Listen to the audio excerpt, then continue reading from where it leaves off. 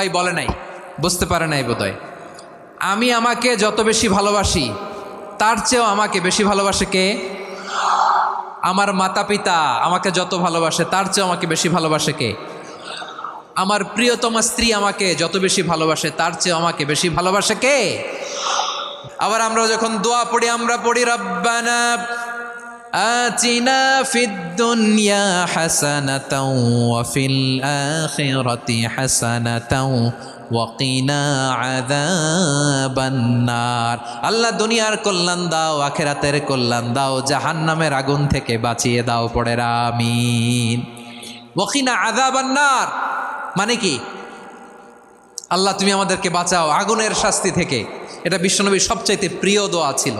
নবী যখন তাওয়াফ করতেন প্রতিটা তাওয়াফে তিনি এই দোয়াটা পড়তেন।